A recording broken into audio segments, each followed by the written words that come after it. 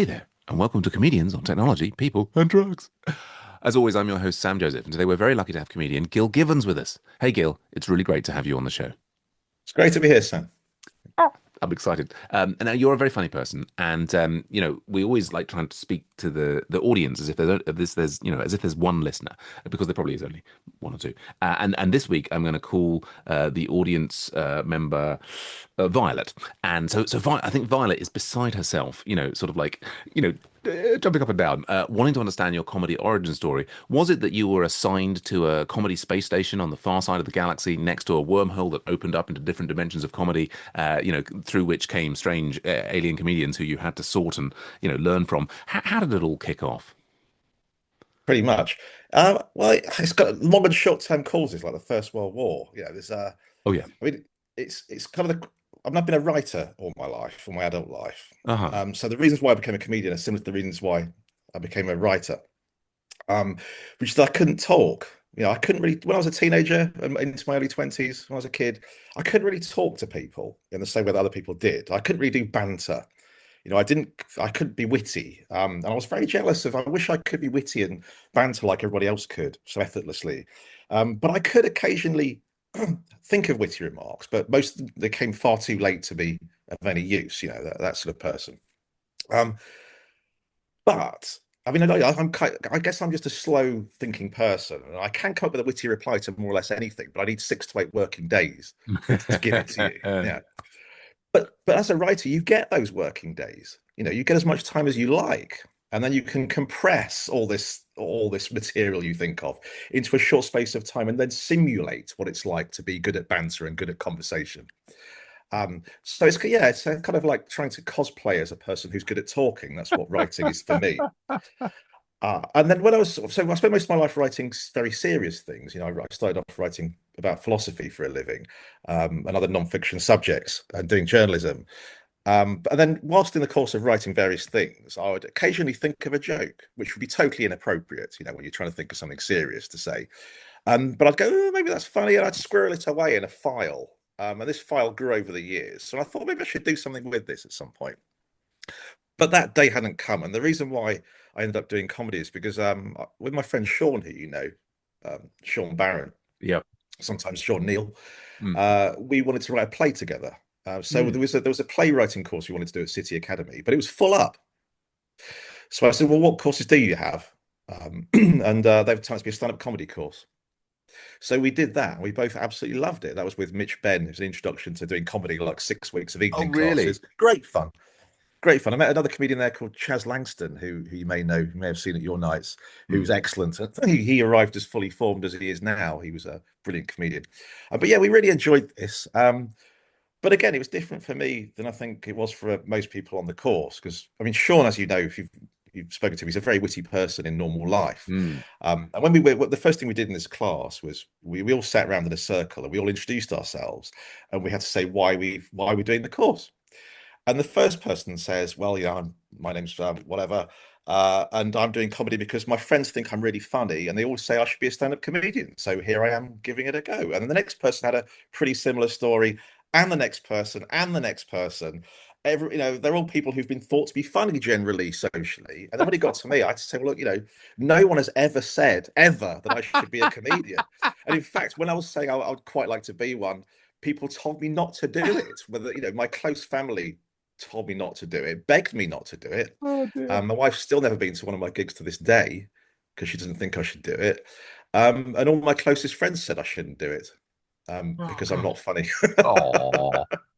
And in fact, when I this was probably my 60th gig, something around that point. I was on it was a really good gig, like with a pro headliner and a pro opener. Mm. And I had probably my best gig I'd ever had at that point. Mm. And and it was great, it went really well. And then afterwards, one of my oldest, closest friends said to me, "Well, I really enjoyed that, Gil. That was nice. But it's interesting though, because you have to work a lot harder to get a laugh than everyone else." And I was, well, why? What do you mean?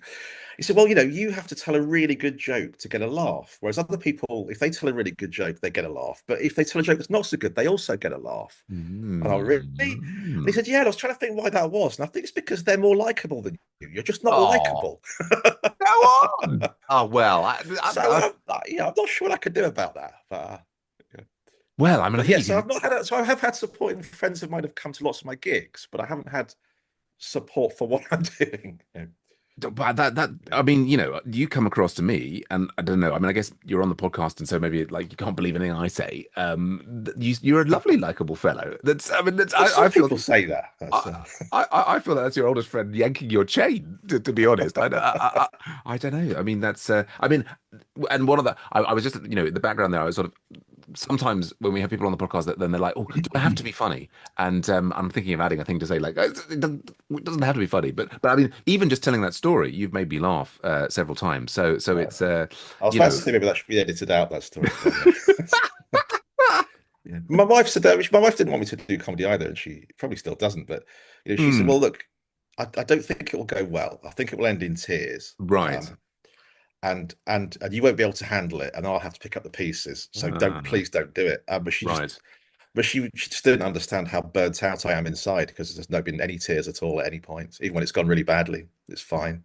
Right. Uh, Interesting. I so mean, well, yeah, so much to unpack there. Yeah, I mean, my wife has also never seen my stand up, and I think she just because she's sort of quite retiring, and I think she just the thought of it is so embarrassing.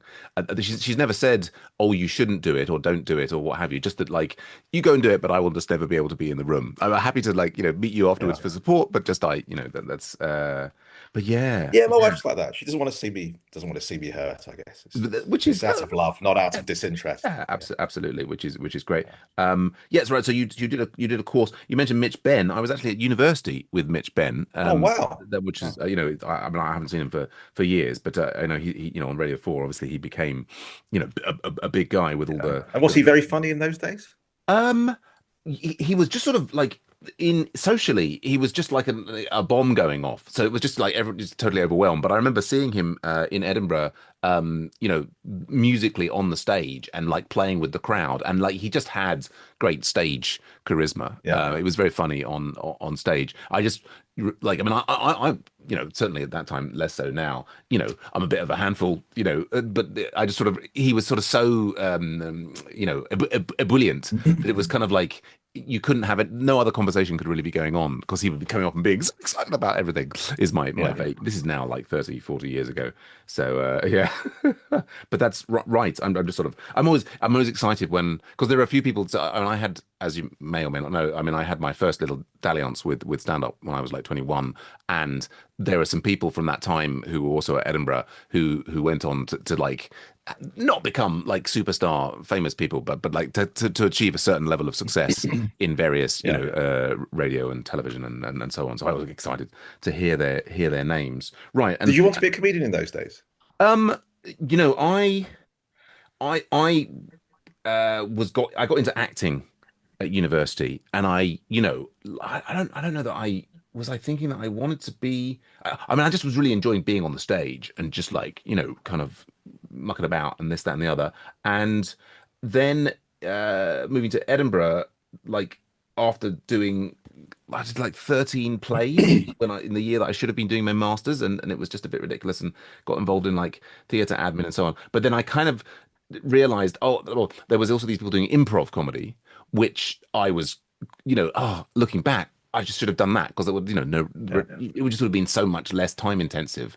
And off the back of that, I, did like a little bit of stand up, and I think I had seen stand ups on TV and people, and I think at the time I had got excited about the idea of doing comedy. I mean, I don't think that I was thinking, oh yes, I'll go on and become a TV star, or or this that in those terms. I was just sort of like excited about the kind of what's the right word? Is it showmanship? No, just sort of like being the center of attention probably is the key Yeah. thing. And but as told previously on the podcast, I tried it um, kind of, and it just I sort of crashed and burned. And I didn't really, that I wasn't aware of there being any courses. I wasn't aware that people were kind of like practicing and writing stuff, and like that failing a lot was part of the whole process. And so I just sort of like ran Yeah. away from it, scared, and sort of threw myself into academia. And I sort of like, I gave up the sort of the theatre and comedy, and just, I mean, then as I went on around the world working in sort of academic or industrial jobs, I mean, I did like some improv stand-up courses and bits and pieces, but it sort of stayed there as a kind of, oh, comedy is something that only specially incredibly talented people, the select few, can do, is the way that I was looking Yeah. at it for many years. Just to connect to what you were saying about that, kind of file. I mean, I had in the back of my mind this idea that maybe one day I would be able to overcome the fear and try it again. And I had like a little notebook that I occasionally wrote down.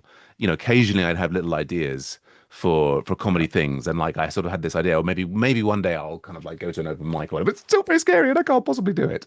And but it was a course that finally, for me, as the kids were getting a bit older, and I did a course, and then it kicked off from there. But it sounds like, so. Yeah. Well, I How wonder old? if years ago perhaps it was for a select few because there weren't the plethora of courses and books and how to do it and this whole support network which you find as soon as you start doing comedy. Yes, I Yeah. think definitely times have changed. I mean, and also the attitude towards it. Like, I mean, I think, I mean, I get this partly from older American comedians talking, but it was sort of a comedy club was kind of next to the strip club in the dingy part of town. And it was sort of this like strange, odd kind of like circus freak kind of thing that would take place. But Yeah. over time, I think particularly with television and so on, like stand up has become like Premier League thing, that where the highest performers are lauded and worshipped. Yeah. Yeah, but so I was going to ask, like, so I mean, yeah, writing your whole career, coming up with these occasional jokes, putting them down in a separate file, and you were saying you were looking to do a playwriting course. I guess in terms of writing those jokes, you hadn't been thinking of like stand up per se. I mean, those jokes could have been going into a play that you were writing, or Yeah. what have you. The Had you Although been some jokes have although some jokes, I mean, jokes have different shapes, and sure, there were lots of jokes in that file that I thought probably stand-up comedy was the most natural place for them. Some jokes are shaped like dialogue, some jokes are sure, shaped like one-liners, and I thought that I might have one stand-up show me, and I always thought back in my mind I would have a quick crack at stand-up comedy, and then that would be it. Once I'd told okay, these few jokes, right. So I didn't see comedy as being something I could produce at will, like turning on a tap. I didn't think I'd ever be able to do that. right.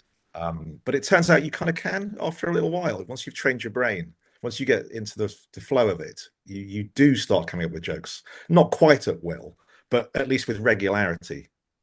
You get a Yes. momentum going. A momentum which can be stopped by like a Balls. 2 week holiday, which I've just had. I've just found. You got to, it needs to be It's recaptured. Yeah, it's a weird. There are so many weird things which Yeah. we can absolutely get into. But so I'm just sort of putting it together in my head. Yeah, so you're busy, life, family, doing the job, doing the writing, putting these things together, and yeah, you've been thinking, right? I'd like. I mean, you were seeing, I guess, stand up on TV or occasionally at clubs and so on. So you were aware of it as an art form and thinking, oh, that would be fun to give it a try at some point. Is what you were sort of thinking. Yeah, but I never thought it was something. I didn't find it. I didn't think of it as an attractive experience. I did because I thought it would be terrifying. I thought, Right. I mean, I knew it was all scripted. I knew comedians, wrote their material, learned it, and then Mm. delivered it like an actor for the Mm. most part. And they probably did more of that and then than now because everyone wants to do crowd work these days. Mm. Um, Mm. but I thought that would be tough for me. But then I ended up doing a lot of public speaking. When you have a book out, you do a book tour, Oh yeah. and you go and you have a little your flavor of the month for a week. You go on the radio and Oh talk yeah. about issues of the day. So I ended up. I mean, when I started doing that, I was absolutely awful, and it was harrowing. But after a bit, it did get easier. Oh Um, good. so I was no longer scared of getting up and talking in front of people by the time I started comedy. Oh right. Well, and it sounds like, and you've got a book. Do you want to promote the book? Is it? Oh, I haven't had a book out for years. my, they're still available. You can get them on Amazon still. Oh, right. But it's under my real name. I'm not. It's not under my. It's not under Gil Okay. Givens. Is not my real name. My wife. I had to change. I know. I I know. had to change my name because my wife didn't want me to use my real name Right. Yes. because Understood. it would be so changing my name to a different name would avoid the humiliation that would inevitably be heaped upon the Oh. family name. Um, she's very nice, my wife. I don't want to paint No, no, no. her. She's not my But job. I think I But understand the fear. I think particularly, yeah, yeah. the fear that could affect anyone really. Mm. Well, separately, I would be very interested. I mean, I have my own book, which is also available, but let's not get into that right now. But yeah, you were saying that I could edit that. We could edit that and say was I wrote my books under a pseudonym. it's a Well, in fact, I have a comic character. I think I may have done this for you once, one of your gigs, but I have a comic character yes. called my real name, Ah, and it's my real life. yes. Do There you you go. remember that thing about writing? Do you remember that thing I did about writing? That does ring a bell. Yes, I mean that's a really interesting kind of Failed novelist. You remember right that? inception concept. Yeah. I like it. I like it. Yeah, good stuff.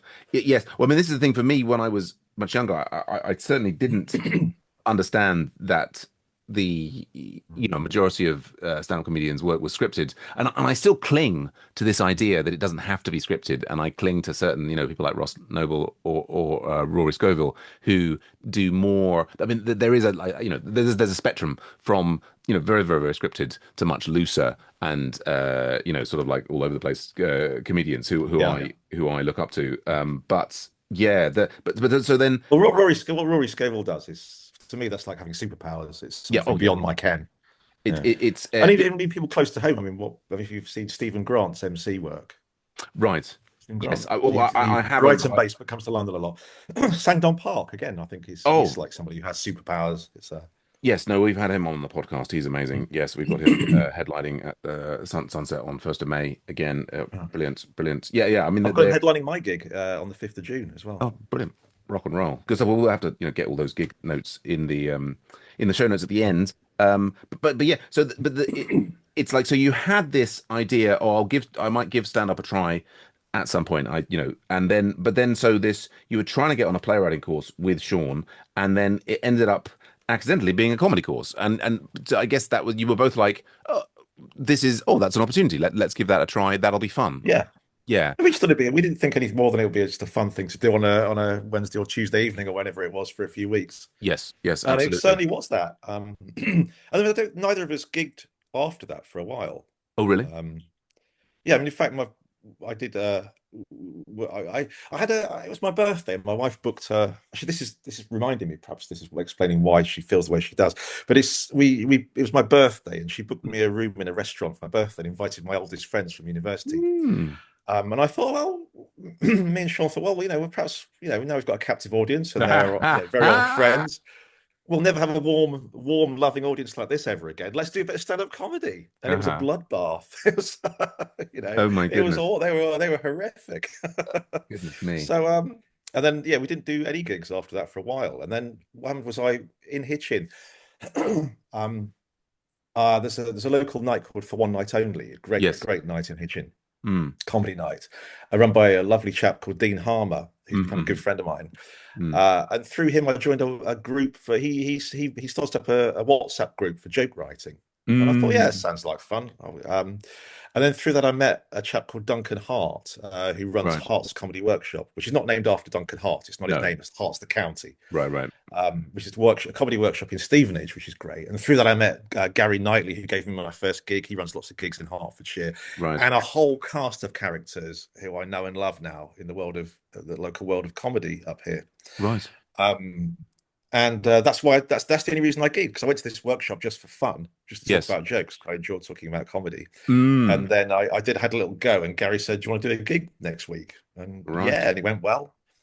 And then did another one that went well. And especially something like when you become a gambling addict. Most Yes. gambling addicts with a problem, they Uh-huh. started out winning, and that's what got them hooked. Yes. So my Yes. first few that gave me the bug were good. It wasn't always going to be like that. Yeah. Interesting. Interesting. Yeah. I mean, And forgive me for I'm just going back to that original course that you did with the City Academy with Mitch Baird. Yeah.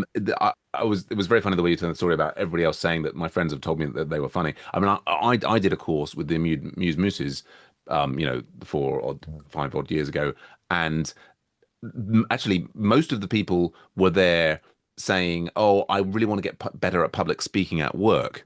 Was the majority, I think, reason for people wanting to do it. Well, Rather, I'd recommend anyone does everyone and anyone does a comedy course. It's nothing but good. It's a transferable skill. It's a great thing to have done in your life. I yeah, recommend it to everyone. it's lots and lots of fun, and it's definitely worth doing. I'd also recommend doing it, having a few gigs and dying, because then it just takes the nerves out of you, because you want, you fear dying, you fear being booed, you fear being jeered, you fear silence. Then all Mm, those things happen sooner or later, and you find out they're not yes, that bad. You know, yeah. well, at least I do. It's not everyone I mean, does perhaps, but what I find funny, and I said before, is like, I mean, I've had various experiences in my life, and some like, that we've lost some, people close to us, some of them before their time, and I don't understand why I should care one way or the other about whether a room full of strangers laughs at me. But for some reason, every time it's really important to me, and it's never enough. I always want them to be laughing more. I want to be funnier. I want more, and I don't well, yeah. I mean, understand. of course, I want it to go well, but Yeah. I don't.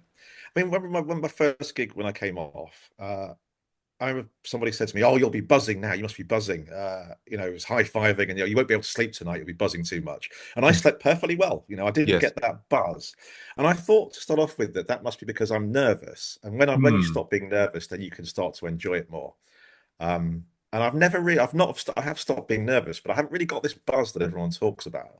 But I think where I do get the buzz is in the writing stage, because I'm a writer by trade, and Okay. that's what I'm in. I'm in it for the writing really, rather than the Mm. performing. But you've got to perform it so you get the feedback loop to your Right. writing.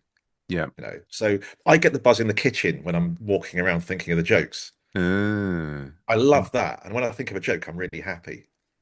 yes. And it's just Yes. the No. end part of the private. It's just the last 1% of the process is actually doing it on stage. So. And I Right. like Yeah. talking about jokes with other people, other comedians, and discussing it. Yeah. Yeah. Yeah. No. All great fun. They do talk about how they sometimes split comedians up into Yeah. the writers and the performer. There's performers who love the performance and like, okay, I'll do a bit of writing to support that, and vice versa. The people who love the writing, Yeah. it's like, Yeah. well, which is absolutely fine. I, I'm I'm still just keen to ask on that. So that comedy course, the first one that you did, ended in a showcase, and that initial showcase went quite well. You had quite a good Yeah, experience. that went well. That Yeah. that went well, which I Yeah. think is That gave me enough false confidence to do a mini gig at my birthday. So yes, yes. Well, I think if I forget the name of the famous comedian who said like in her advice, she got mentioned on a is it Zoe Lyons? Is it Zoe Lyons? Is it she's based in Brighton? Anyway, but I think she said one of the things she said was like I think probably on Stuart Goldsmith's podcast was never do anybody's birthday, and that seems to be a sort of a yeah. general. But right, so the and often what we've talked to many comedians, many of them have done courses, many of them have not done courses. Often the people doing the courses after that first gig, they're like right, and a bit like me, immediately wanting to do as many gigs as possible. And some others are kind of like, oh, they're not too bothered either way, and then it takes another 3 6 months before some opportunity happens, and then they get back into it. But yeah, it sounds like you had that birthday I gig. was like somebody who passed the driving test that doesn't drive for years. I did Yeah, the course, got into right. it, got the basics, and then it was only because I met this group of people where I live that I ended up doing it regularly. Right, right. But yeah, I think that having that community is it's a wonderful part of comedy. Well, yeah, And that's why I like. I mean, I enjoy comedy more than I ever enjoyed any other kind of writing, mm, because the experience of writing a book on something or a novel is that you sit on your own for a mm, year to 18 months and go stir fry crazy. right, right, Uh, and you never get any feedback for so long. You absolutely. might not get any feedback for over a year. Yeah, Um, and who knows whether going in the right direction, whereas in comedy you get that feedback very quickly, you do. and it Yeah, feels like it's that's something I really like about it. One of the many things I like about it. yes, it is a great thing that the immediate feedback. I mean, in some ways, it's not dissimilar. Well, there is a parallel with one of my other passions in my life, which is programming. Is that when you're programming with a computer, you're getting almost immediate feedback. I mean, it wasn't always the way, but back in the day, you might have to like take these punch cards up to somewhere and Yeah. like, wait a day to find out whether your program worked or not. But these In days, your lifetime. yeah, I mean, well, when I was growing up, that was Yeah. still some places were doing these punch cards. I mean, that's sort of Okay. before Not my, yes. I mean, the closest that I had was basically when I was let's say 11, writing out a computer program by hand and then spending an hour typing it in and then hitting go and discovering that it's just not working there. So it's different time scale. These days now, I can get in there with the debugger and like sort of go in these very, very tight feedback loops, Yeah. seeing exactly what's happening and exactly and of course now I'm asking the AI to do it for me, and then I'm looking. Anyway, it's a completely different story. But I absolutely love that immediate feedback on is this thing working or not, and I also Yeah. love that about comedy. It's Yeah. It's great. it's a great thing. Although yeah, there's so much in there. What was I going to say? It was but yeah, and then so. Well, lovely writing group and getting into gigging. What's your gigging rhythm looking like now? Obviously, you said a little bit of a holiday, but which everybody needs for their sanity. How frequently are you getting up and out there these days? Well, it was once a week, then it was twice a week, and then it was more. Then it's been 4 times a week, and then Ooh, my wife went away on holiday and took the kids, right, um, and I gigged 6 days out of 7 right. that week, and that was fabulous. I loved that Oh, because I wonderful. mean, I love my family, but it was nice having them kind of on ice somewhere safe and happy, and I could do what I wanted, which was Yes. non-stop comedy. And you get, and I hope I get this experience again in the future where you don't have to do anything else. Yeah. You don't have to tidy the house up. It's fine, and you can just concentrate on comedy dawn till dusk, and you Yeah. get in such momentum going, and you start then it starts coming for free. Mm. And I mean that's in a way that's like book writing really, because I think I mean writing a book sounds like quite a daunting task for a lot of Mm. people, Mm. and it is because it's either easy or impossible. A Mm. book either writes itself or it doesn't get written at all. Mm. And to get it Mm. to write itself, you need to be immersed in it. You need to do nothing but it. And then after Mm. you've been in that for a few days, then it starts to just tick along and the wheels just keep Right. turning. Yeah.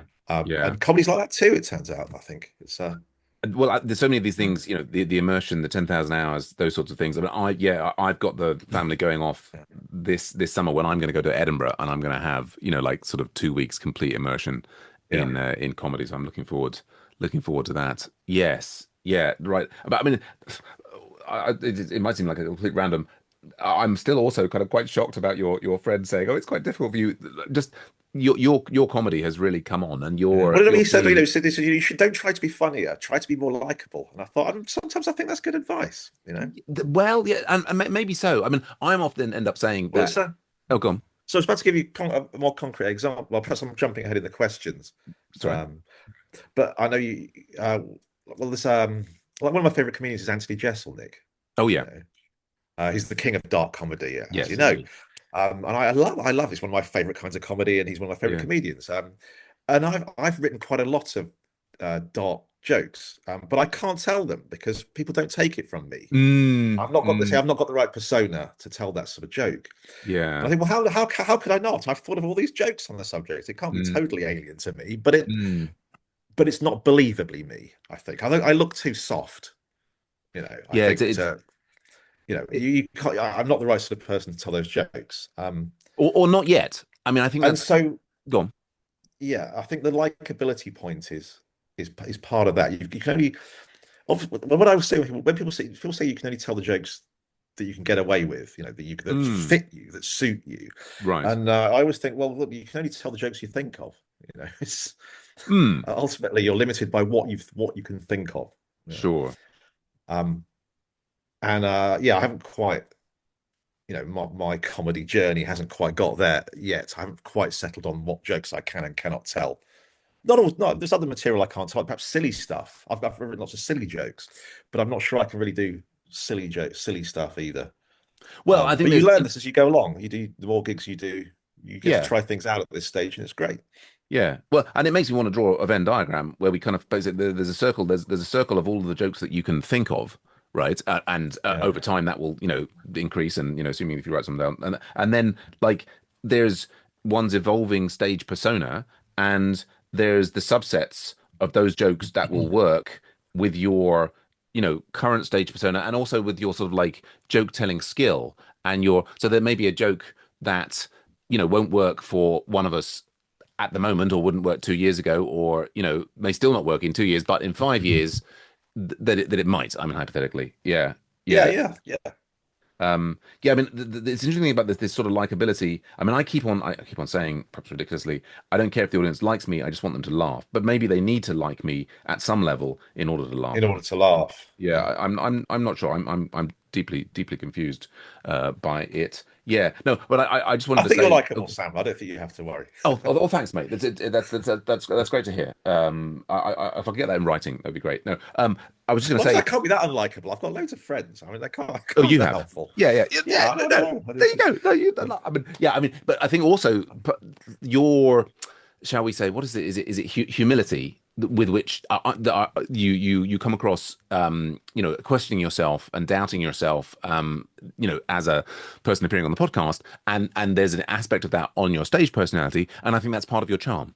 Right. And I think that there are, some of your jokes that work really well. And I mean, like I really enjoy your act, and it's that kind of like hesitant, can I say this sort of thing, and then sometimes it is, a little bit dark and twisted, joyful, so well done. I thought, ta. Yeah. Um, let, let us draw a line there under the comedy origin story. Sure. I mean, by moving on to the second question, which is how is technology affecting your life and comedy? And as I'm at pains to point out in every episode, technology can be, like, oh yes, I've got the latest iPad Pro and I'm doing, like weird things with it, or it can just be, I've got this like memory palace variation that I use in order to like remember my sets, or I've got a lapel mic to record good audio, or I've worked out a way to get great jokes out of the latest AI model. Could be absolutely anything. But I'm really interested in how it both affects your life, and your comedy. And it's of Yeah. course, the bottom line is I just want to work out how are you being so funny and how can I replicate it. So Well, like, you don't want to replicate me, Sam. oh, But humility the, again. It's amazing. I, Keep on being charming. Sorry, go on.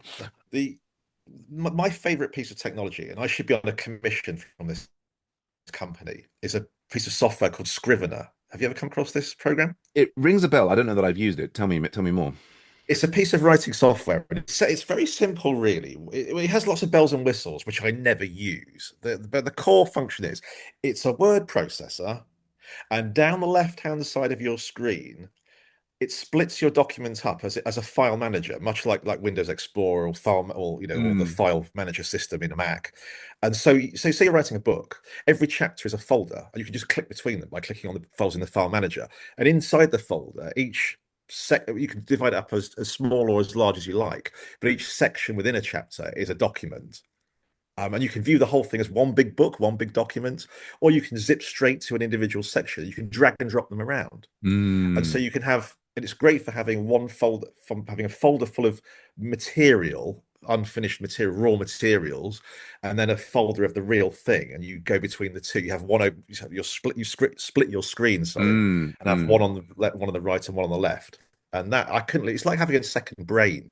And my mm, entire life is on this. Like I have a Scrivener file which contains everything I've ever written since I bought the program, millions of words, mm, probably literally millions of words.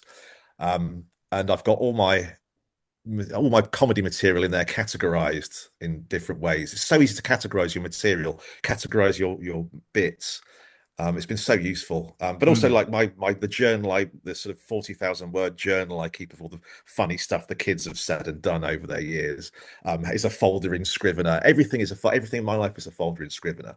right. And it's really cheap. It's only like 30 something quid. It's not like, these companies that get loads of money out of you. I think they may have cottoned on and raised the price slightly recently. And they certainly made it separate. When I bought it, you used to get the app for free as well. Uh-huh. But now you have to buy the app separately. And the only drawback is the phone app is only on iPhones. Okay. Because originally this is creative writing software, and I guess they assumed that only Mac people Could be creative. bother Yeah. I'm could be sure that's true. creative. Yeah. Speaking as a Mac person. Yeah. Yeah, so that's my favorite bit of technology. And the other way I use technology in writing is now I think I kind of divide comedy material up into two kinds. There's there's organic material and what I call synthetic material. And organic material is better, I think, or at least mine is of the material I come up with. And that's Mm. the material that comes to you randomly through Hmm. inspiration, or you're reading the newspaper and it kicks off something in your head, Right. and then you run with it and you get your phone out and write notes, things that come about in your day. Hmm. And then Hmm. there's the synthetic material, which is where you're trying to write, where you sit down and you do exercises, or you sit in front of that screen and try and think, and you try and force it out. And Yeah. that does produce material, in my experience. But it never seems to be as good as the material that comes from somewhere else, Mm. Hmm. you know. So one thing I do, and I'm sure you do this yourself, where I think we may have talked about it before, where, like, for example, I go on the internet and there's various sites which are random noun generators, Right. and you can say, give me 10 nouns, and it Mm. will, and you give yourself 5 seconds to think of a joke on each noun. Right. And the reason I do that is it's kind of training myself to be an MC, because as I say, I can't really good MCs seem to be like a different species to me. I can't imagine doing that. But I've got a Mm. sort of 7 year plan to be able to do that. If I Yeah. get a joke on every subject, or Right. get enough jokes that I can, whatever subject's given to me, I can link it quickly to to the subject at hand, then I can simulate being a good MC who's quick-witted, Right. Yes. you Yes. No, I know. totally hear that. Yeah. I mean, I'm actually doing something at the moment. I've kind of taken. I've been doing this 10 jokes a day thing that Callum Mackenzie just suggested, and I've got Yeah. doing it for over a year, like over 4,000 jokes now, and I've like loaded them all, Oh wow. and I've had them embedded. Which is like into an embedding is sort of a mathematical representation, and I've just like used that to actually cluster them automatically into different subsets Yeah. using some of the latest AI tech, which is yeah. I mean, Yeah. it definitely Well, yeah, I mean, I feels. think, Go on. yeah, I mean, you say the 4,000 jokes, that's brilliant. Because I mean, we shouldn't underestimate quantity, though. Quantity has a quality of all of its own, as the man Mm, said.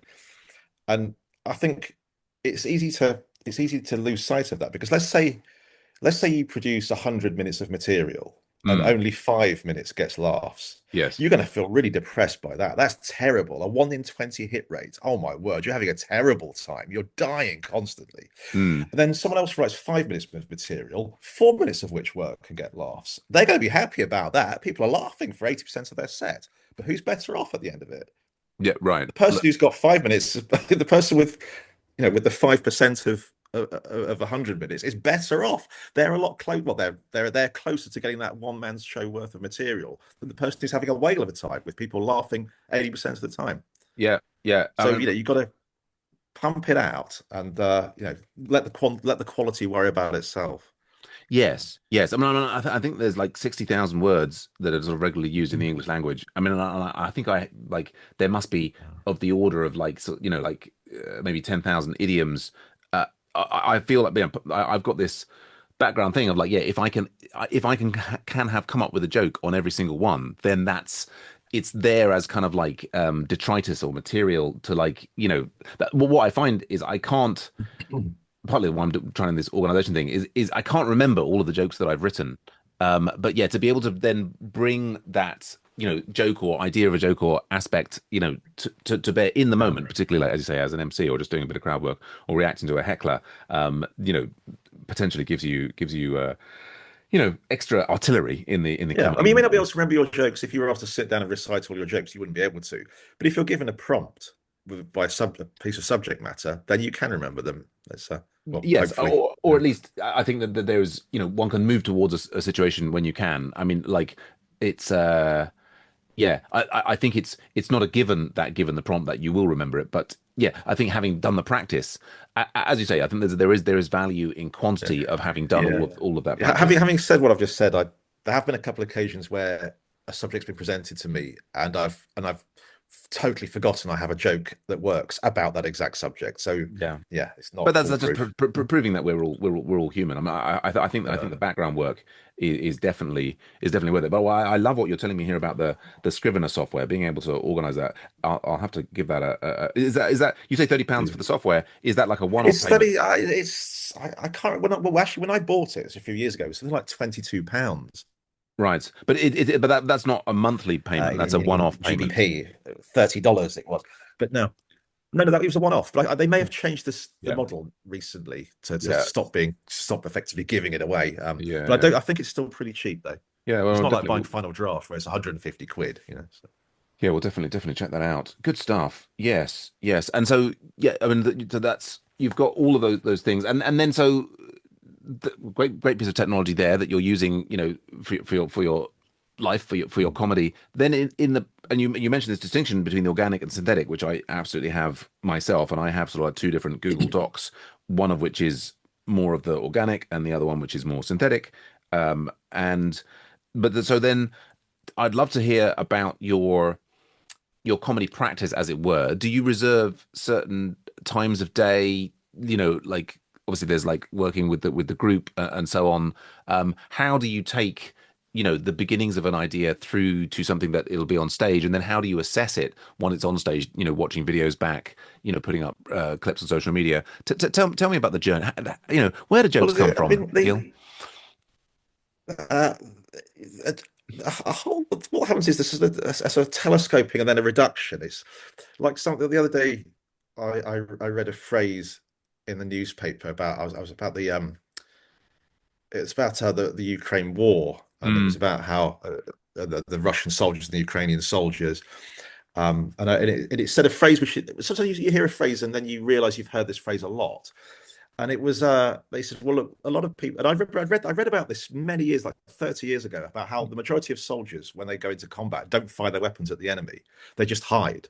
Oh, really? Something like 85% of soldiers don't actually fight; they just hide behind trees, hide behind rocks.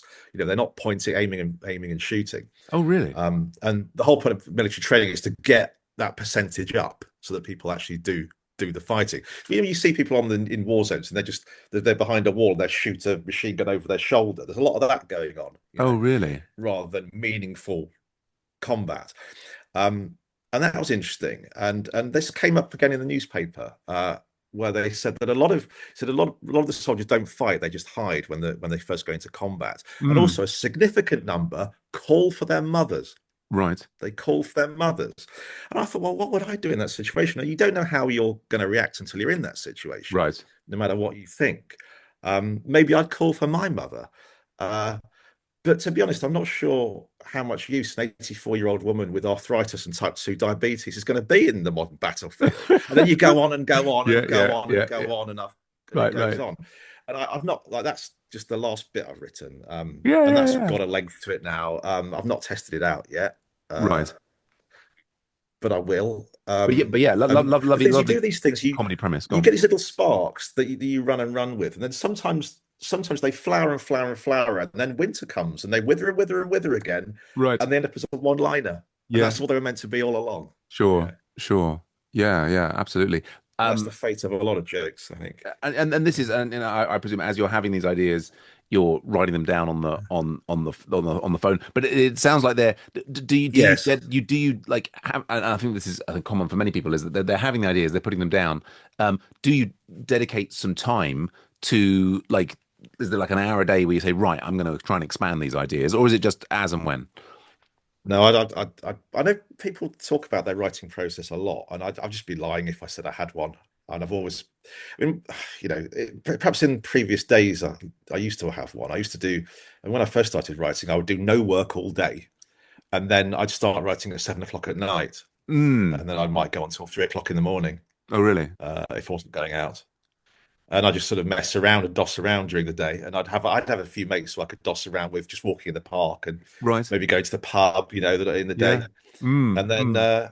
I'd have lots of thoughts from the day that I'd then go and write about. The day would inspire me to write whatever I was doing that Yeah. day. Yeah. Yeah. And it's funny because, like, you end up, say I'd be writing a book review for some newspaper, and then you'd end up putting things from your day that you thought of, points or jokes, in the book review, and it would Right. always Right. find Right. its way in. And that's how you get the fertilizer into the soil. And Mm. Mm. Mm. but I don't nowadays. I do that without the sitting down to work at 7, I suppose. I don't, because I have family responsibilities, but I've been the primary carer for my kids because my wife is much more successful than me. Mm. Um, but nowadays they can look after themselves more. So some days I get up and I start working immediately, and some days I don't. and Mm, do it later on. But I don't really have a daily routine. mm. Uh, some days I sit there, sometimes I sit all day writing, and some days I don't. Right. And So I it's just I don't I'm pretty have a chaotic, quite a chaotic process. But I suppose that the process I do have is that thing about getting sparked off by something in the newspaper or something that's been in your mind for years and you've never seen it as a joke premise, but now all of a sudden you see how it could be. mm-hmm. Um, and then you write it up, and then I might WhatsApp it to a few mates, perhaps run it past a couple of mates over a coffee, Mm-hmm. and or do it in the workshop if the workshop's running in Stevenage, Mm-hmm. and only then do it on stage, which is not what I see a lot of people. I see more and more. I enjoy going to open mic comedy, always have. And I see more and more people at the moment. Perhaps when I say more and more now, it's not like I've been doing it for that long. Mm-hmm. Um, but I see a lot of people writing on stage. They get up there and they're writing their jokes while they're there. Yeah. Um, that seems fashionable at the moment. I've not tried that. I think I would just call that floundering if I did it. I don't think I would write Mm-hmm. any jokes on stage. I've written one joke on stage that I use now Huh. through luck, but that's not a I wouldn't be doing that as a regular thing. It costs too much to do it in the first place. It costs too much to go and gig. Yeah. Going to London with a train fare and what have you.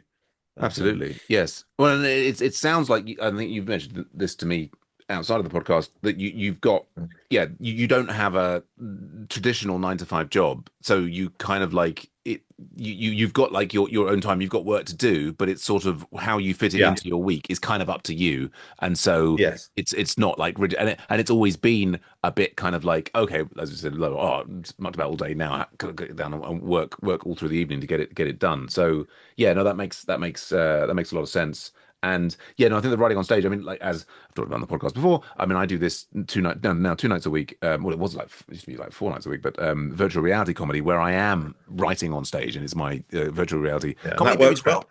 Yeah, And well, I mean, I think I've definitely got some material out of it. I mean, yeah, basically, these sessions, which are now an hour long on a Wednesday and a Saturday night, and I take 5 thoughts from my day, and I basically go through and I do a little preparation with each of these 5 thoughts, trying to like tease some like comedy strands out of it, and then I alternate between doing crowd work with these virtual reality people yeah, and these 5 things, and try and develop them just on stage. And I think that the result yeah, is, I mean, I do get laughs, but it's absolutely and effectively I'm doing an hour show every Wednesday and Saturday. But it is by I don't know. I mean, some people do seem to come back. Maybe it's a bit of a hostage situation there. I'm not sure what's going on, but some they're people from all around the world. they're from all around the world. People, yeah, from really weird places like South Carolina and Texas and like Preston near Manchester, and just these random people who yeah. I mean, it's a weird thing, and I mean, I've just started because I did my 300th one of these, and I've just started going back with the new sections which is called reheated jokes, and I kind of. As well as preparing the 5 new thoughts, I kind of prepare, like, I look back from all of the notes of the previous things and try and pull out ones that worked from before. And I now kind of like, so it's like crowd work, like new thought, previous one that had some legs, crowd work, and that sort of do that 5 times, and it ends up, and I Yeah, did a speed round or whatever. It's I mean, what it's getting me, I think, is just like now with the virtual reality gigs, I experience no nervousness whatsoever. I'm just up there. I mean, there's a yeah, kind of like when I get into 45 minutes, I'm thinking, I haven't really had as many. I mean, I would love for those hours to be wall to wall laughing backwards and forwards. I mean, which they're not. I think the hit rate is I'm probably getting a laugh a minute if I'm lucky. yeah, And it's difficult because usually it's only half a dozen people. Some of them are not necessarily muted. They're being distracted by other things that are going on in the rest of their lives. yeah. Their cats, whatever they're doing to their cats in the anyway. Yeah. But it's But as I say though, I don't think hit rate matters in the long run. It's aggregate number of total hits that right. counts, Yes, not yes, hit absolutely. rate. Exactly as you were saying, and I mean this is the weird thing for me is I kind of I don't like repeating jokes. If I would, a sort of a dream world for me would basically be where I could do like an hour of just completely random stuff every night, and it could be new, and I could recycle as well. Yeah. But there was absolutely no pressure whatsoever to be funny. Would be a dream. I mean, I want people to laugh. I mean, because I'm seeking that hit every time Yeah. I sort of say something that gets a laugh. But yeah, it's Well, I know even like the one thing, I mean, like the sensible thing to do, which everyone tells you should do, is get your solid five, do yes, that, and then expand it to a solid seven, then get a solid 10 and go on from there and just keep honing and honing. But it's yeah, just, if you're into it for the writing, it's really hard to do that and not just want to do new stuff all the time yeah, yeah. because the fun is in the new stuff, isn't it? Well, Yeah. absolutely. Well, it sounds like you're on the writer side of the spectrum, and I'm on the performer side of the spectrum. But I think Yeah.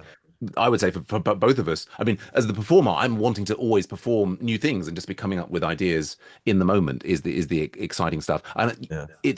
I mean, I'm kind of it's funny because I've now got this show which I mean, the weird thing about doing a festival show is basically if you've got enough money and you've got an persistent, obsessive personality like me, you can just put on a show. I mean, that doesn't guarantee that you're going to get Yeah. anybody in the audience. But I've managed. I'm doing the show like with this Japanese theme, which is kind of Japan's quite popular at the moment. So I'm kind of like tricking people in. The quality of the show, I mean, people do occasionally laugh. I mean, forgive me, I'm having a sort of a bit of a crisis of confidence at the moment about some of the things we've talked about because you meet people on the open mic circuit who have been going for various lengths of time and are not being fantastically funny, and you start to feel a little bit sorry for it. I mean, we also know, as we've talked about before, sometimes those people suddenly, there's like they have a Yeah. transformation and they become amazing. And I mean, arguably, you've got to be delusional and you shouldn't give up. But then I'm also kind of like, oh gosh, it's like this sort of like Black Mirror kind of thing is like, am I one of those people who really like everybody thinks he should be? This is really painful. Certainly He should had be. that thought about myself, not about you. I mean, yeah. But it's Well, I it's just know you have to. I'm not deluded because I don't think I'm great in the first place. You've got to have a good opinion of yourself to be deluded, you know. right, So right, I don't right, know. right. So if I yeah, like to right, think right. I don't have any illusions like that. It's Yes, yeah, yeah, yes. No, but I that's know a what you mean. helpful thing. Yeah. Yes, it's. I mean, I think what I'm finding hard is seeing, and forgive me if this comes out wrong, but seeing people like yourself getting so much better. Other people, like Nicky G, Sandal Park. I mean, he was great from when the first time I saw him. But it's sort of you see other people who are doing really well, and you're kind of like. I mean, also Callum McIver recently is just, like taking off, and you just It's kind of great like. to see people go up a level, isn't it? I mean, It's really nice. it's Yeah. great, but I think what I find is that I'm also like it makes me kind of like panic of like I need to be doing more. So what can I? But I mean, I think the reality is, Well, when you you panic, oh, gone. I panic when I don't understand why people have gone up a level. Sometimes Oh, you don't okay, understand what's changed because I don't like any aspects of the world I don't understand. I like a peasant. It's mm, medieval peasant's attitude to the world I have. right, I'm troubled when I don't understand something. So if mm, someone's failing and I don't understand why they're failing, because I think their jokes are really good, that really troubles mm, me. And also mm. if everyone's laughing and I don't know why everyone's laughing, that troubles me. Well, I don't resent it. I don't, it doesn't make me upset or angry. But I think, God, I don't understand comedy. I don't understand why no one's laughing at this, my friend's joke, which is a brilliant joke. You must have that experience. You think, why is no one laughing at this joke? Yeah, no, well, Not your own joke. I mean, someone else's joke. well, or even so. I mean, it's like I've got. Yeah, I find myself very confused about why what will work under which circumstances. I mean, like I think you had your Stephen Hawking joke that you tried, which I thought that's a brilliantly written joke, and that should work. But then I think it's again, comes back to this like matching the personality and so on. And Well, that's a funny joke. That's a joke which I did a few gigs in a row where that got a really big laugh, and I thought, oh, that's. I didn't think I was going to really like that joke, and people seem to love it. I think the first time I did it, people didn't like it, but I gave right, it another spin, and then it had yeah, solid results. And then I did it again, and it totally made people hate me. So, I think there's you know, it's so difficult to know which are the jokes that are reliable across rooms. It's so but what it does is confusing. like, yeah, the comedy universe likes to prove you wrong, or whatever. It likes to set you up, and just when you think you know whether something works or doesn't work, it likes to switch it round and move the goalposts. It absolutely does. Yes, and I mean, I think the thing that I mean, I've sort of fallen into now, like separately from my whole Japan material, I've got this sort of like starting to have a theme of like mental health material. And the last, gosh, what was I? Did I gig? What did I? Yeah, I mean, did this week when I've been gigging, I've just been doing those things, and they're, yeah, I don't know. I'm kind of like I've got these jokes in that set, that ones that have relative reliability, and I guess I can sort of see a pattern that says like, okay, and I've got some, some gigs actually at some like slightly higher profile places, coming up, and it's like, right, I guess should I be following that, 5, 7, 10, get those old faithful reliables, try and, you know, because I want to perform to bigger crowds. Do you know what I mean? In more high profile Yeah. places, and I guess it feels like if I'm always going to be just sort of like, doing in the moment random. I don't know. I want people to just laugh at my personality and not have to worry about the material. But it's again, I'm on the performer side rather than writer side. But yeah, but well, I'm as usual talking too much about myself. Can we go on to the like having performed the joke? On stage, as we were just talking about, for example, with that brilliant Stephen Hawking joke, that people get out and see Gil and see his Stephen Hawking material. That's great and very creative. And are you recording yourself and listening to yourself back immediately afterwards? Are you then posting clips online? I What's your record relationship? myself most of the time, and then I usually don't get round to watching it because I just want to reach into the screen and strangle myself when I hear my own voice and see myself performing. Right. It's I know that's a common experience. Lots of people feel that way about watching themselves on tape, don't they?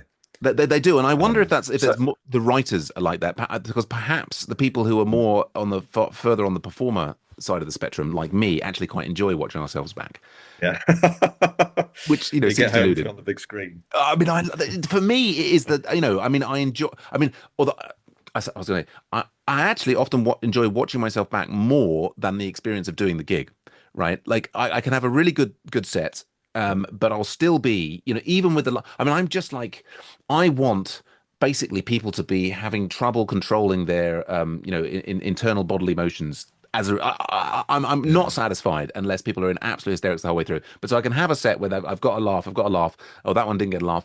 On stage, although people say about I come across as quite confident, in my mind I'm kind of, oh, that didn't work. There's a little bit of Yeah. anxiety in the background. But then when I'm watching myself back Well, yeah, I mean, I later, get that too. It's oh, like as I say, I don't watch them back very often, but when I've watched them back, it's tended to be the ones that that have gone really, really badly or really well. And but when I watch the ones that have gone really well, where everyone's laughed at everything, and I watch it back, I think, God, why were they laughing? Why were they laughing at um, that? That's so you do get. I don't know whether I think I think that's just a common experience, and I know it's common, and so it doesn't worry me. mm, mm. Um, but you doesn't mean you can help feeling it. You just mean you can magically feel a different way about it. No, no, I mean, Uh, absolutely, and everybody's different. As I say, I've come up with this theory now that the people's dislike of themselves, of watching themselves back, might be related to where they are on the writer performer spectrum. But anyway, maybe. and then the social media is that a joy that you trip to the socials and look at all the other people and how their great comedy careers are I going like other and say, people's. I don't tend to put anything on it myself. I will. I keep thinking that one day I'll put loads on it because I've got loads of videos and loads of videos of different sets, and maybe one day I will put loads on it. And certainly sometimes I wish I had because other people put the same joke on. The same joke goes up. And I think, oh, I should have planted my flag in that earlier. Um, uh, but I did. So yeah, it's a job I keep pushing off, putting things on social media. yeah, yeah. But I think the day will come when I've got a critical mass of material that I won't mind losing it. Yeah, your social media. You like looking at other folks, but do you find yourself getting stuck? What's your feelings about the social media technology, Gil? Is it a blessing in disguise, a very good disguise, perhaps? Well, I think for a lot of people, as a professional comedian was telling me last night, it's kind of the only way these days. It's I mean I guess things have changed. I'm talking about subjects I don't really have personal first-hand experience of, but it used to be that you go up to Edinburgh and the comedy industry is all up there in Edinburgh, Right, and and things have changed. It's not like that anymore, and social media is more important, and social media is where you get noticed. Uh, and if you want to get on live at the Apollo, say for example, if you're a proper pro, then the best way to do that if you're not, how can I say this? I'm not sure how to say it, so I won't say it. okay, But let's say for some people, the only way to get on is to have a big social media following, right. so that you can't be ignored. Because there Mm, are people in the comedy world who are stellar. They have skills far beyond anything I will ever have, and yet they've never been on TV. right, You right. know, and it's it's weird, and it doesn't add up. But social media, if you're finding it hard to get to the next level, social media is the way to. Well, because it's probably the way to get to any level. But even at the open mic level, if you have a social mic following, it's a useful thing, isn't it? So, Yeah, no, indeed so. That seems to be parts of the but it's rules. not a world I know about. It's not a world I No, live no, in or understand properly. no, no. And I mean, it's not one that I And I've been particularly very wary about putting, juvenile material out there that I may think right. is rubbish in the future. Yeah, I mean, Um, I've sort of thrown caution to the wind. Just, I mean, I have this real problem with like quality of editing things, as indicated by my, my virtual reality nights and this that, and the other. I mean, I've sort of given up putting stuff on TikTok because I'm not sure where it was going. I'm still posting kind of random bits and pieces on Instagram, just like, well, partly to break up the posts that for the podcast, so I'm not doing wall to wall yeah, podcast stuff. I mean, the thing I find with social media is it's just like particularly Instagram is this kind of extraordinary envy machine that I just sort of see other stuff happening that I kind of like, I want that, I want that, I want that, and it just, I mean, I kind of like have to like prevent myself from looking at it in order to just like yeah, for mental health. But yeah, well, yeah. I don't lust after it like that. I mean, it's something I will have a go at in due course, soon hmm, probably. But no, I'm not hankering after it. I'm not. But I don't hanker. I'm just like, I do like it, but I kind of like what we're doing really already. I like the live comedy scene. Uh, yeah, no, and indeed, like I think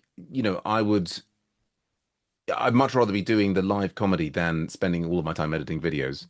If I could like if someone would like just sure. edit videos for me and sort it all out, that would be wonderful. Yeah. I'm not There's sure. nothing like live comedy ultimately. It's like, I just don't laugh as much at TV comedy as I do at live comedy. It's that's Yeah, no, live comedy is great. I guess for me, it's sort of, and part of the reason, I put on nights in order to have, an opportunity to perform, and that album, we've just had a whole big deal with one comedy night kind of like going into the ground, and yeah, I'm just sort of like, it would be lovely to be getting those, opportunities to perform in front of, like reliable crowds of people who actually want to see comedy, as opposed to, the people that we managed to drag in from a uh, bar and this, that, and the other. But yes, yeah, yeah, yeah. Anyway, let us drag ourselves on through some other questions. The third question, which is, which people have had the biggest impact on your life and comedy? And obviously, some of them have come up already. But yeah, let's. yeah. Well, I've Anybody else you mentioned want to some of the shout out? people, some of the local people, Dean Harmer, Gary Knightlly, Duncan Hart, Mm. people like that have really helped me locally, and I say many more people too. Um, it's a hard question to answer about who sort of influences you, because the people I like, so the comedians I like most, are not people I am like, like Mm. the Anthony Jeselniks and the Right. another one would be Doug Stanhope, was my favorite Oh comedian for yeah. many years. I like the idea of the truth-telling comedian. Mm. And the drawback of the truth-telling comedian is that it might not be true what they're saying. Uh, And years later, you may think, well, that's not quite as true as I thought it was once. Um, but so I don't mean that about Doug Stanhope specifically. I mean that about the genre. Um, but I don't think that's like dark humor and like perhaps daft, silly humor. That's another kind of humor that I can't get away with on stage, because I think I'm very unpersuasive as a person. I'd be a terrible politician. mm. If people don't, for whatever reason, yes, I think I'm a sort of sucker for logic. I'm a very logical, rational person, and logic is uniquely unconvincing to the Englishman. If you Mm. convince people with logical arguments, they tend to react as if you've picked their pocket. It's like they've been cheated, or it's Mm. unmanly. It's unmanned them to have been convinced by a logical Mm. argument. That's damn well not going to happen in this country. Um, so yeah, I don't think that's for me either. But so yes, I mean, so someone who's I mean, it's not a hero exactly, someone like Doug Stanhope or Bill Burr, but they're people I admire, and it's hard to say they're influential, because if they'd influenced me, then I'd be like them, and I'm not. So they haven't influenced me. Mm. Um, so Well, I just find that question hard to answer. It's hard to see yourself as others see you, isn't it, in any context? And it's hard to see, and perhaps someone else could look at me and say, "Oh, you've been influenced by this, right. that, and the other person." But I find that hard to say myself. Sorry. No problem at all. I mean, it is very difficult to get perspective on oneself. I mean, of course, it also relates to how we interpret the word influence. In that, these comics, Anthony Jeselnik, Doug Stanhope, Bill Burr, that you've enjoyed. I guess that's influenced your relationship with comedy. I mean, like, like it sounds like, Yeah. over the years, appreciating their comedy, was feeding Yeah. the Well, desire also, to do it yeah, at some point. you must have done. But also, I think there's something good and healthy about liking something or being a fan of something that you're not doing yourself. Mm. Otherwise it's just ultimately self-reflective and trying to further your own pursuit of this thing. It's quite nice to be wholly into something that you're doing. To love music without ever wanting to be a musician, or to like a form of comedy which you don't ever plan to do yourself.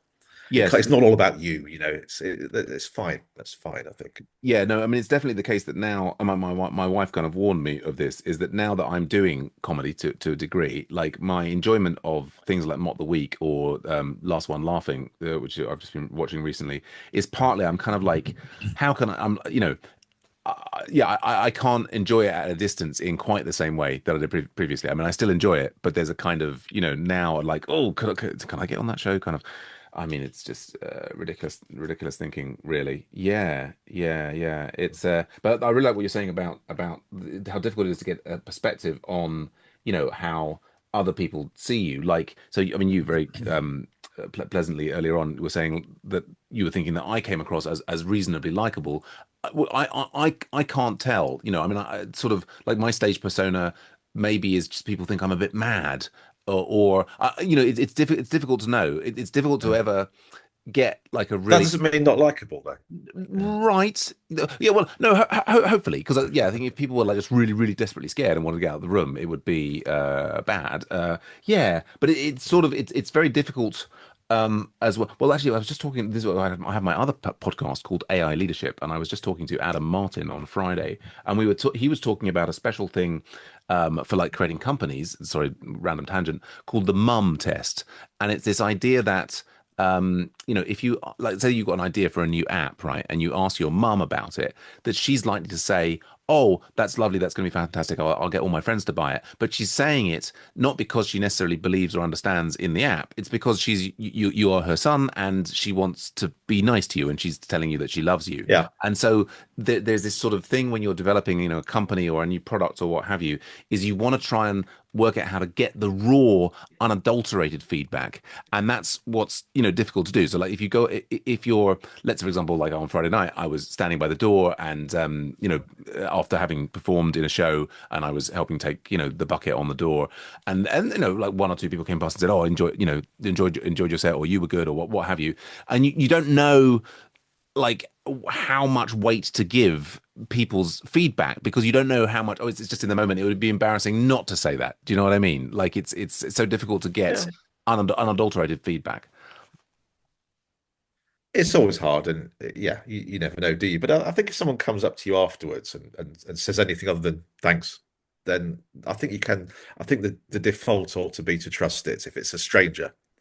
Yes, no, and absolutely. I mean, I always put. I mean, Particularly if they're specific about something they liked, yeah, a no, I mean, specific I think joke. one of the most loveliest. I mean, the thing in that context was because I was by the door, kind of holding the bucket. There's kind of like almost it's like, okay, I'm not going to give him any money, so I'm going to say something to him. But yeah, like I think if you're at a show and you just finish, and like as you're saying, if an audience member who's not like another comedian or anything like that, takes the time to come up to you and says, "Oh, I really liked your joke about such and such," or what have you, that's a beautiful thing. I tend to trust. It's the That's that you're artificial. there to make people happy. Ultimately, aren't you? You're there. You want people to enjoy what you're doing. Well, this is the funny thing. At some level, I think it's good if they enjoy it. I don't care if they're enjoying it as long as they're laughing. I want my laughter fix, and I want to be lauded as the most amazing comedian who's ever lived. I don't. I have all sorts of personality problems. But let's slide on, shall we, to our fourth question, which is how do drugs affect your perception of reality? And as I'm often at pains to point out, drugs. People think, oh yes, we're just talking about psychedelics or whatever. I mean, we include those, but it's a bigger set of of all of the substances, which, legal, illegal, we've had people talk about all sorts of things. Yeah. I think Keen Darcy talking about his struggles with vaping and doing that all the time. Willow Marler talking about an addiction to fast food. Andy Zapp talking about heroin in the 60s. I mean, it's all, or Samuel Day talking about chocolate. Is your body a temple? What kind of substances do you put in it, and how, if at all, do It's they affect your perception of reality? Yeah. Well, I'm on blood pressure pills and things like that, and antacids, and Okay. none of the fun drugs. I've never been a Mm. drugs person, Hmm. although I have tried stuff, Mm. which is how I know I'm not a drugs person. Um, but in terms of that's quite a serious question about how do they affect your perception of reality. I mean, there is something I could say about that. It's an interesting, well, say it's an interesting story. You could be the judge of that. Uh, but many years ago, I had some acid, and I was an acid skeptic. I didn't think it really would do anything. I thought people were exaggerating for effect when they talked about the hallucinations, um, and they weren't. It turned out, um, and over the course of this evening, the next day, there were some distinct stages to this experience, and the first stage was after I took the drugs, started to have hallucinations, and there was this in this stage I was hallucinating, but I knew I was hallucinating. I was totally compos mentis, right?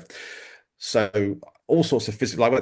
First I washed my hands in the loo, and the water started running upwards rather than down the sink, and I Oh thought, wow. That's a hallucination. I'm totally, that's not real. I'm hallucinating. And then things like that happened, and then it went bigger and bigger and bigger until I got gods and like Hindu gods appearing, and I had Ganesha, the elephant-headed god, sat on the sofa and Wow. thrashed things out. Um, I remember while we were having a conversation, I was looking at the god and looking at the sofa, the arm of the sofa, and thinking, I can't believe it's just as real as the sofa. This is a total hallucination. It's pin sharp. It's not woozy or blurred Right. or anything. It's total high definition graphics. It's like it's real. I know it's not, but it's just like it's real. This is amazing. And Mm. that went on for quite a while. And then there was stage two where I thought the hallucinations were real. I think perhaps the drug had broken through some inner sanctum in the brain and gone to the next level, Right. and then I thought all this hallucination was the real reality, and that the real Mm. world was what was fake.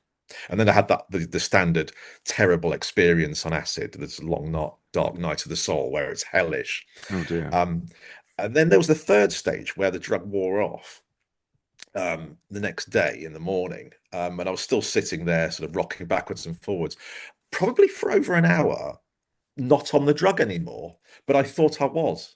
So the world was Mm. totally back to normal, but I thought the real world was a hallucination at that point. Yeah, Mm. which I thought was interesting at the time, at least. Maybe not Mm. now. Yeah, no, no, no, And absolutely. then there was a fourth stage, where so I'd been in Cuba, for a Hmm. few weeks, Right. traveling. And my friend had stayed on longer than me, and he came back. And when he got to the airport, he rang me, and I said, and he was ready to tell me all his extra adventures. And I went, "Oh God, Chris, oh, it's been so bad, oh, terrible night, Chris. Oh, it was awful." And I told him the story, and as I just said, I'm a very unpersuasive person, so I Hmm. told him why it was hellish to take this acid, and Mm. this had the effect of him saying, "Oh my God, I want to try it immediately." You know, so it's funny enough, whenever people ask me how Cuba was, I said it's a terrible place and ranted about it being awful. And then at the end, they would always say, "Oh, I've got to go there as soon as possible." And I should, yeah. Reverse psychology. But yeah, it's but anyway, so uh, I arranged to meet the same person to get Chris some acid, and I said, "Look, Chris, I'm going to make sure that I'm with you all the time, so you're not going to do anything nuts." Um, and I sat there totally sober, totally not on the drug anymore. Anyway, when I said that Ganesha, the elephant-headed god, was sitting on the sofa in this room, one of the things that happened while I was under the influence was that this Sanskrit writing started tattooing itself on his skin in real time, Oh sort of wow. writing and writing by an Yeah. invisible hand. Anyway, as my friend was on the drug just chatting away, all of a sudden, out of nowhere, this Sanskrit writing started writing itself on his face again and on his arms, whilst the rest of reality was totally normal. I was totally sober, feeling totally normal. Right. And the lesson from that for me was that going mad isn't what you think it is. Because I always thought that when you go mad, it's like the entire world goes mad. Your whole perception goes sideways, and the whole, your Mm, whole visual mm. field turns red. But that need not be what it's like. Maybe just a few pixels go red. Right. And you can have a kind of very localized madness. And in fact, that's what a lot of mad people are like. So if you Mm. take some nutter who thinks the Earth's flat, Yeah. they probably don't believe in ghosts as well. Right. You think Right. if someone's mad enough to believe the world's flat, they believe in anything. They believe in ESP, Mm. astrology, but they often don't. They often think that's mad. And it reminds me of do you remember a character called the Barefoot Doctor? I don't know that I do. He had a column in it was either the Observer or the Guardian years ago, and he was Oh an yeah. alternative medicine guru. Okay. And people would write in, it was like a problems page. People would write in their medical problem, and he'd give them some Yeah. alternative therapy advice. And I think he got into trouble eventually for having, I think he had some relationships with his patients, something like that Right. happened. So he's not around Yeah. anymore. Mm. But but someone wrote in, some very concerned lady wrote in and said, dear Barefoot Doctor, I've been having terrible abdominal, very terrible stomach cramps recently. And my friend tells me that this could be due to the anti-clockwise motion of chi energy in my abdomen. What do you think? And it's the Barefoot Doctor says, what your friend has told you is totally ridiculous. Chi Mm. energy only ever moves in a clockwise direction. And you think, well, Yeah. oh, how? But that's what madness is like. It shows that our apprehension of the world isn't unitary. It's kind of No. fragmentary, and it just looks unitary.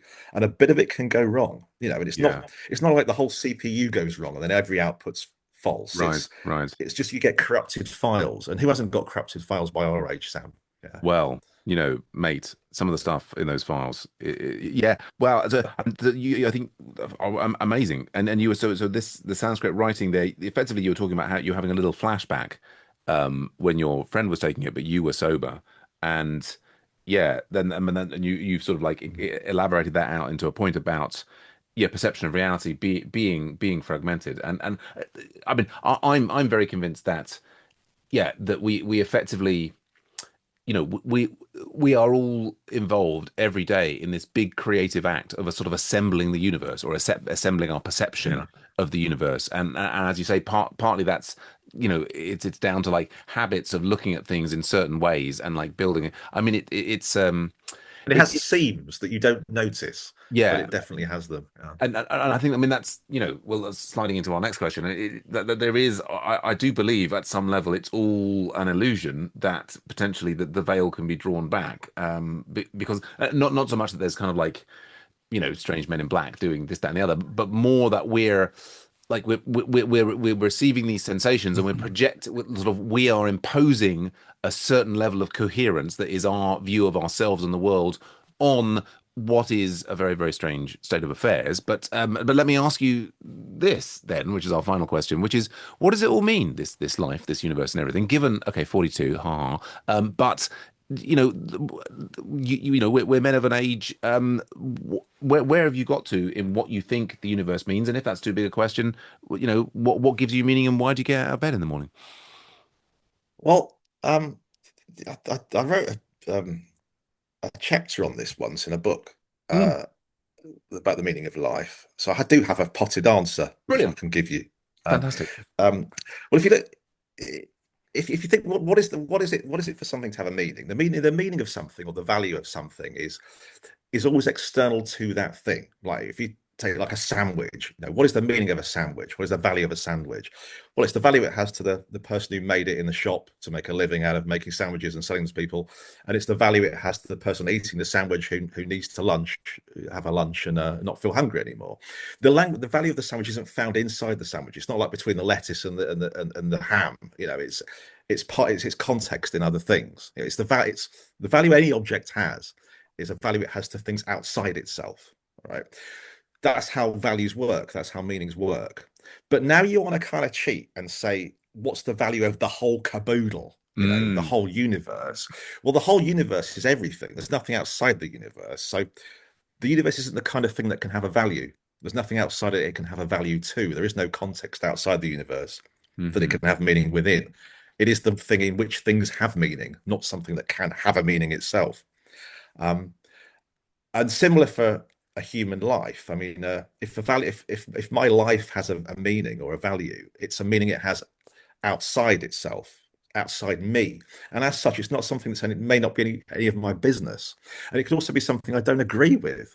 It may not be something I feel is relevant to me. Like, I mean, just to make it quite mundane, the meaning of your life might be to carry on the family business, in that perhaps your parents only had a child so that they would have an heir to carry on the family business. And if it wasn't for that, you wouldn't exist. So the meaning of your life definitely is that. Okay. It definitely is. You wouldn't be here if it wasn't for that. That's your purpose. That's why you were created. Um, but you might not want to run the family business. That's your parents' lookout. That's their life. That's their dream. It's not yours. You know, it has nothing to do with you really at your core. You can have it. You can do it if you want, but you don't have to. It's a meaning you can reject. You know, so the fact that there is a meaning to your life in a very real sense, like in that case, doesn't mean it's something you have to care about. Mm. You know? It's kind of none of your business. So there are meanings within your life, but the meaning your entire life has is not to you. That's to things that are outside you. You know, your life has a meaning to your family, but it doesn't have a meaning to you in the same way that other things have meanings. If you see what I mean? Does that make sense? Yeah, it does. That's really interesting. And Uh, the thing that it makes me think, as a sort of what I would take away from that, is it makes it seem like value and meaning is relative. Is sort of what we're saying. no, I'm not saying it's relative. I'm just saying that it works mechanically in a certain way, which doesn't allow our life to have, which doesn't allow the universe to have meaning. You Well, know, I'm well, not saying the meaning of the universe is relative. I'm saying that a meaning is always external. Being external, it could be external and objective. The max is external. Yeah. yeah, yes, no, and I thought that made sense, and I think I can square the circle there, Yeah. perhaps. Well, what I'm saying, it can be relative, but it doesn't mean it is, because the value of the value of something being external to itself, it could still be totally objective. It just doesn't mean it's not. It You seems see to what I me mean? that the initial point that Yeah. you make there about like you've got the entire universe, and if you say if you define the universe as being everything, and there can be nothing outside of it, I mean that's a separate question. Like, you say that meaning is exposed externally, and if the universe has no external, then you can't impose any meaning on it. So the it follows for me logically, Yeah. and of course UK folks will not like it, but it seems to me follow logically. Then, for example, the meaning of my life, or the meaning of my hand, or the meaning of this pen comes from being able to say these are the things that are external to it. And so, like, if we take your example, the sandwich, like for me, the meaning of this pen is that at the moment I can write some notes with it. But for the meaning of this pen to my wife is sort of irrelevant because Oh, I see what you mean. Yes, yeah, fine. yeah. Yeah. So it's sort of like the meaning comes from then how you decide to divide up the universe Yeah, internally. because no object is in just one. I mean, obviously, there's an object can have more than one context, can't it? So the pen, Absolutely. sometimes you're using it, sometimes your wife's using it. Right, for example, and indeed, one can say like you can divide up the universe in a different way and say that rather than focusing on this pen, you can say all of the writing implements in this one house, or writing implements in London, or what have you. Is that what we define as external or internal to a thing, Yeah, right? That that's sort of somewhat an arbitrary distinction. Like I can take the pen apart and I can say what's the meaning of the into the spring in the context of the pen itself, and in that sense that we can then answer, oh well, that allows it to, like, when I turn the click it comes through. So that's where I was going with. And I thought you were saying was extremely eloquent and made a lot of sense, and it made me think about where I draw the lines to put something to be internal or external to something. yeah, Yeah, yeah. yeah. You might want to. Yeah, I suppose you could cheat and try to make a part of your life.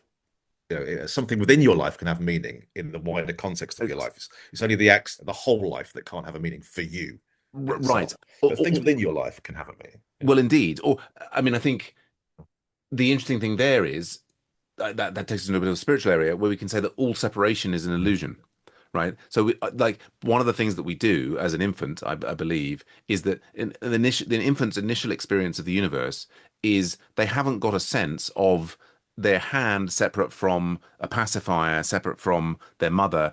It's all just experiences. yeah, And like over the course of time, they start to get this body awareness that says, okay, this is my hand, as opposed to this is someone else's hand.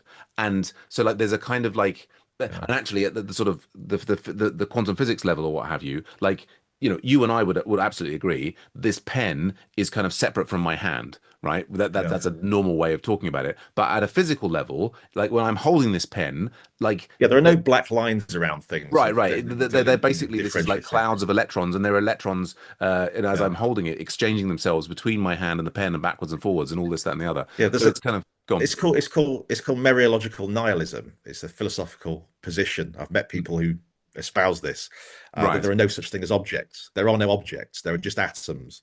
And the only thing they have to argue about is whether persons count as objects. Is a right. person a separate object?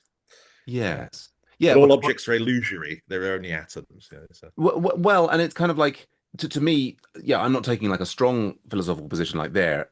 I think that the thing is like again, any of these distinctions are like meanings. Like for example, the distinctions between countries, right? And like okay, where is Iran and Iraq, and where is what's America and what's Canada and what's Greenland and so on, whatever. I mean, these are all sort of things that we treat as objects, but then to a certain extent they're imposed, aren't they, by humans on things. Yeah. So to me, I think that I just want to try and get away from that extreme position where we say that, the kind of common or garden, the table, the person that like, yeah, I sort of I believe in relativism. I would not say that there are no such thing as objects. I'm just saying there's an extent to which what we choose to identify as the objects is kind of up to us. Do you know what I mean? Or you say no, there are objectively objects that we can't have any Well, there's a flexibility. difference between that and us having any meaningful control over what we decide to count as an object. We're evolved creatures, evolved to look at the world in a certain way, and we can't help but see it the way we do.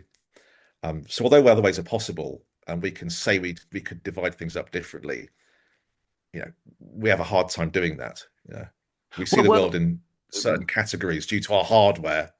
oh yeah, It's I think we definitely have massive biases in that regard. But I mean, I think maybe as an easier thing, it's a bit like your relationship with your car. Like some people like identify very strongly with their car, and if their car is stolen or taken away, that's like their limb being removed. And other people have the kind of like, well, that was just a thing, and it was like a sort of a thing that was uh, passing through my life. So I think it's like those are more the boundaries that I think that one can achieve happiness if you dissolve them in some degree. But yeah, maybe we finish up on yeah. I mean, that's you've got a wonderfully logical approach to the meaning of things. But yeah, what is it that makes you happy apart from comedy? I mean, well, I guess it is. You've already said that it's comedy, but yeah, what gives given all of those things, what gives your life meaning? What drives you on? um, being a producer and not just a consumer. I think Mm, whenever I'm just consuming, like being on holiday and just consuming, I can't get on with that. I like to be producing material. When I'm producing material, I'm happy. That's what brilliant. makes me happy. Brilliant, fantastic. Well, and it makes Yeah. me happy too because I love your material. Gil, it's been a fantastic conversation. Our one listener, who I believe I called Violet, yes, Violet. Violet will want to know how she can see more of your comedy. Get in touch with you, or do upcoming shows. What can we share with the teeming multiverse about where Gil will be in the near future? In the coming weeks, Crack Up Comedy in Watford and Sunset Comedy in Harrow, Oh, two great comedy gigs. If among only, if others. only.